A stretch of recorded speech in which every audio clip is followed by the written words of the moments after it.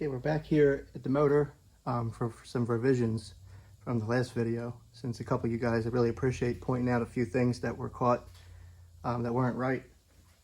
And I actually, in the last video, when I went to put the cam in, I actually did start by putting it at top dead center. And when I saw the crankshaft keyway at the 2 o'clock position, after I was putting it together, I really thought I was catching an error. I said, that's not right. That thing shouldn't be, the keyway should be straight up and down. And I guess maybe that's the way it was on the last motor I was doing, was a Ford motor. But that's not right. The keyway does need to be at the 2 o'clock. So I was just kind of paranoid and then backed everything up and straightened it out and took it away from top dead center. And I don't know why I did all that, but thank you to you guys for pointing that out. So I back at it again, and I did get it to top dead center with a degree wheel, and I'm getting ready to put it back in. So that's the first thing I'm going to do. The second thing I wanted to do was, my friend Mike reminded me that I really should have soaked the chain, the timing chain, in oil overnight. So I've done that, and he is right. He helps me through all these things. Thank you, Mike. And the third thing is, I really want to check that camshaft that everybody keeps pointing out with the journal spacing on the camshaft lobes with the lifters, and how I watched that Steve V video, and boy, they were jumping on top of each other. It was definitely a major fail. So this camshaft and this lifters have been in another motor without any interference, but I definitely want to check it in just a minute. So I'm over here checking one of the important things here. Somebody mentioned about the cam interference on the lobes. That seems to be a real big problem everybody's talking about, and Steve V made a video, so I watched it, and I see what he's saying. These cam lobes, they're really close to the lifter when I'm turning the camshaft.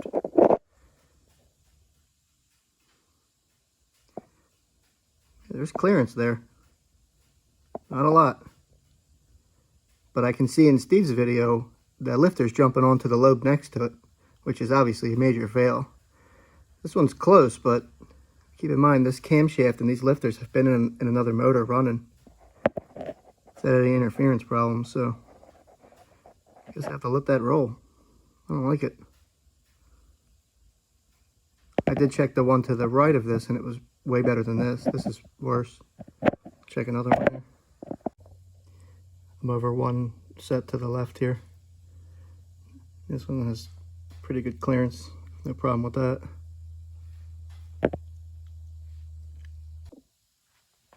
First, I'm just going to pull this out real quick and re-lube it.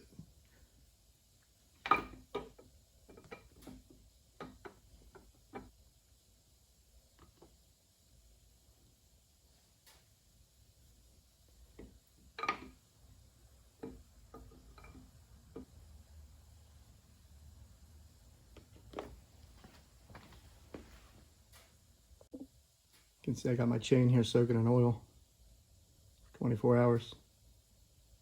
Get ready to put that on.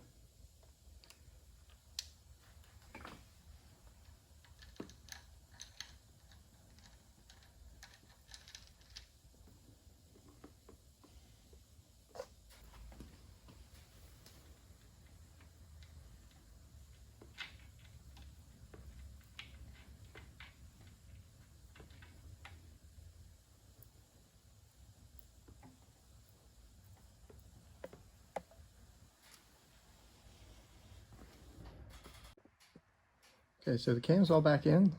You can see the dot now is here. We got the 0 lined up on the crank sprocket.